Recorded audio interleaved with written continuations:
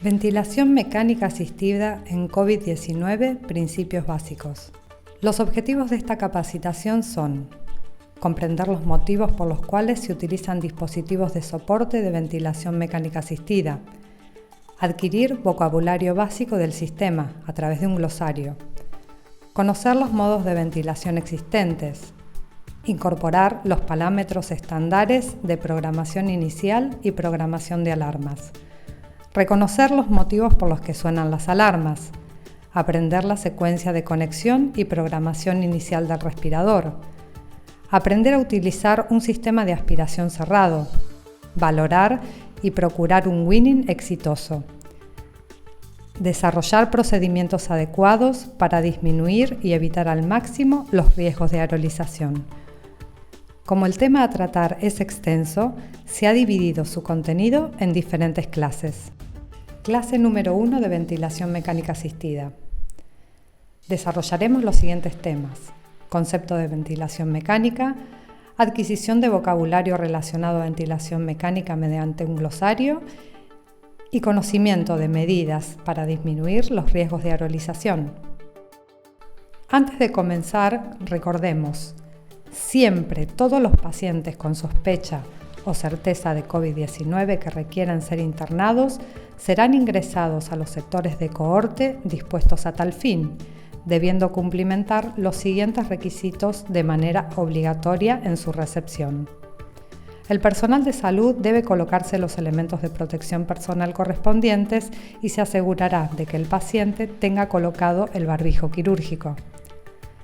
Se prepararán todos los elementos que se van a utilizar y se asignarán roles funcionales de cada agente para procurar el abordaje al paciente. Por ejemplo, comenzaremos realizando el electrocardiograma al paciente y veremos quién de los dos operadores le colocará las pinzas y chupetes y quién manejará el electrocardiógrafo para no contaminar el papel, y una vez obtenido el estudio se lo colocará dentro de un guante para su posterior transporte en la bandeja, y luego se procederá, por ejemplo, al control de signos vitales y abordaje periférico.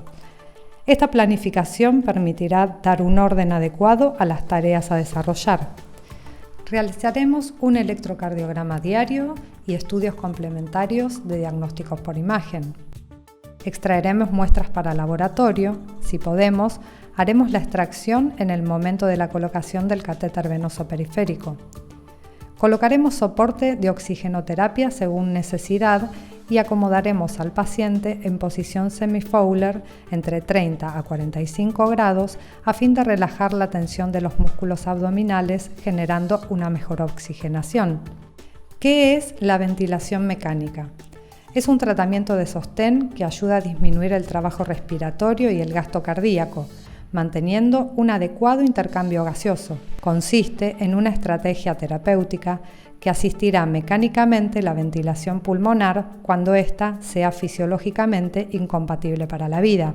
Este mecanismo de soporte se utiliza para darle al paciente más tiempo para que el tratamiento médico haga efecto en su organismo, quitándole parte de la carga que genera el desgaste de funciones fisiológicas vitales y reemplazándolas mecánicamente. La ventilación mecánica debe ser retirada de manera inmediata en cuanto las causas que lo llevó a ella sean resueltas. La ventilación mecánica asistida se indica cuando el paciente presenta sintomatologías que ponen en riesgo potencial, mediato o inmediato su vida. Por ejemplo, la insuficiencia respiratoria con signos de hipoxemia, que significa que la saturación de oxígeno en sangre es baja, o de hipercapnia, que es el incremento de dióxido de carbono en sangre. El incremento del trabajo respiratorio, cuyos síntomas pueden ser la bradipnea o taquipnea, utilización de músculos accesorios, aleteo nasal o respiración paradojal. Shocks en sus diferentes clases, como por ejemplo lo son la cardiogénica, debido a problemas cardíacos, shocks hipovolémicos causados por muy poco volumen de sangre, anafiláctico, causado por una reacción alérgica, séptico, debido a infecciones. También se indicará la ventilación mecánica asistida cuando haya un deterioro del sensorio con valores de Glasgow menores a 8 y por otros signos y síntomas que pongan en riesgo potencial su vida. ¿Qué es la interfaz? Corresponde a la conexión física y funcional entre dos aparatos o sistemas independientes. Las interfaces paciente-respirador son los dispositivos conductores o intermediarios dispuestos entre el ventilador y la vía aérea del paciente necesarios para el sostén de la ventilación. Los mismos modifican las variables ventilatorias e inciden en menor o mayor medida en la aparición de neumonías asociadas al ventilador.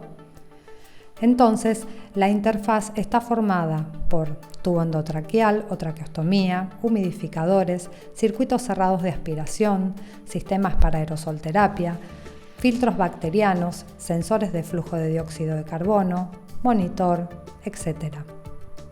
Los 10 mandamientos de la ventilación mecánica del personal de enfermería son: primero, mantener una adecuada higiene bucal del paciente. Segundo, chequear y procurar la correcta fijación del tubo endotraqueal. Tercero, valorar al paciente constantemente. Cuarto, posicionar al paciente a 30 grados como mínimo para favorecer la mecánica respiratoria y evitar el reflujo. Quinto, aspirar secreciones con técnica estéril según necesidad al menos una vez por turno. Sexto, iniciar la movilización precoz del paciente que lo ayudará a su más rápida recuperación. Séptimo, atender las alarmas del ventilador y chequear su origen, solicitando ayuda si no podemos resolver la causa que originó su disparo. 8. No sobresetear el ventilador jamás. 9. Evitar la hiperoxemia, es decir, la intoxicación por altos niveles de flujo de oxígeno durante periodos prolongados, y para ello valorar las posibilidades de mantener aportes de oxígeno iguales o inferiores al 0,50%. Décimo, y por último, tener capacidad para trabajar bajo situaciones de tensión debido al estrés que genera que una vida dependa de nuestra actuación profesional. Ahora vamos a compenetrarnos en terminología básica que debemos conocer para manejar los respiradores. Compliance hace referencia a la distensibilidad y elasticidad pulmonar y es la relación entre el volumen corriente administrado en una insuflación y la presión que ha ejercido sobre el pulmón para introducirlo. Es decir, que la distensibilidad es la propiedad que permite el alargamiento o distensión de la estructura pulmonar al introducir el volumen de aire, y la elasticidad está relacionada a la presión que se genera por el cambio de volumen. El volumen tidal o volumen corriente, cuya sigla es BT o BC, corresponde a la cantidad de aire que es desplazado a lo largo de la inhalación y exhalación normal contemplada en mililitros. La PIP es la presión positiva al final de la aspiración. Previene el colapso de las vías aéreas y reduce la posibilidad de atelectasias, reclutando los alvéolos para mejorar la oxigenación, disminuyendo el gasto cardíaco y manteniendo la capacidad funcional residual intrapulmonar. La frecuencia respiratoria, que figura con la sigla de FR, representa los ciclos por minutos en cantidad de repeticiones de movimientos respiratorios que realiza el paciente en un minuto. En un paciente adulto oscila entre 12 y 20 repeticiones por minuto. La FiO2 es la fracción inspirada de oxígeno necesaria para alcanzar valores de saturación aceptables por encima del 90%. Se recomienda no administrar oxígeno al 100% por periodos prolongados mayores a una hora, dada la toxicidad que genera en el organismo. La PIP o PIC es el pico de presión inspiratoria que se obtiene justo al final de la insuflación, es decir, el nivel más alto de presión aplicado a los pulmones durante la inhalación. La presión plató o presión meseta es la presión medida al final de la fase inspiratoria, presentándose como una pausa antes de que se inicie la expiración. Podemos apreciar en la imagen de curva de presión por volumen cómo se presenta la presión meseta inmediatamente después de la inspiración y previamente a la fase expiratoria. IE es la relación entre el tiempo inspiratorio y el tiempo expiratorio en segundos. El movimiento inspiratorio es más rápido que el expiratorio normalmente. Trigger se relaciona a la sensibilidad inspiratoria. Es un mecanismo del respirador que detecta, de acuerdo al nivel de sensibilidad que se lo programe, cuando el paciente realiza una inspiración fuera de los parámetros esperados. Representa el esfuerzo, entonces, que realiza el paciente para abrir la válvula inspiratoria del ventilador para que éste le suministre el flujo inspiratorio de gas fresco. Conozcamos ahora las medidas para disminuir los riesgos de aerolización. Ellas son: utilizar secuencia rápida de intubación, reducir al mínimo la cantidad de operadores que asistirán al paciente, utilizar los elementos de protección personal tal como lo muestra la imagen y de acuerdo a los protocolos institucionales instaurados.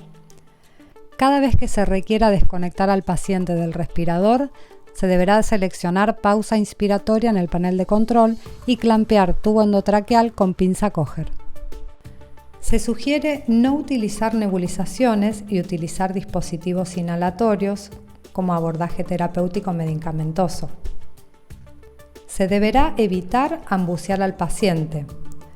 En caso de ser necesaria dicha maniobra, se colocará un filtro de humidificación en la rama que se encuentra entre la mascarilla y la válvula de flujo del ambú a fin de disminuir la aerolización que genera dicho procedimiento.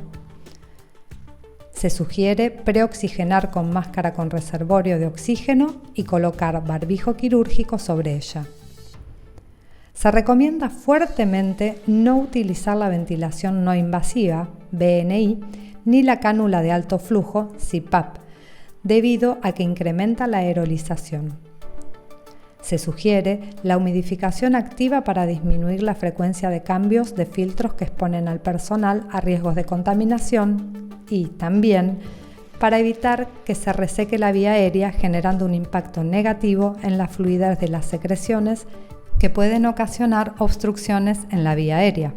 Se recomienda utilizar filtros de humidificación tanto en la rama expiratoria del ventilador como entre el tubo endotraqueal y la tubuladura del respirador. Conclusión.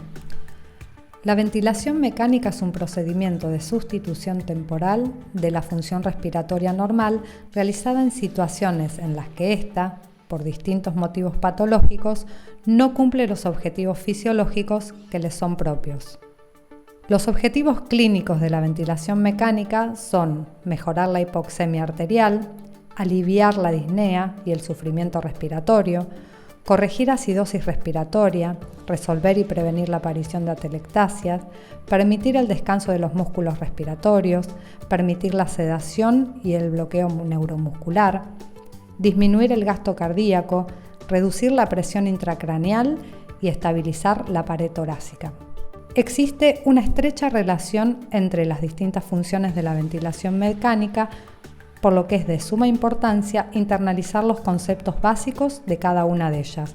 La correcta utilización de los elementos de atención al paciente nos asegurarán disminuir los riesgos asociados a la exposición viral y, por consecuente, al potencial contagio de los agentes de salud al cuidado de pacientes con COVID-19.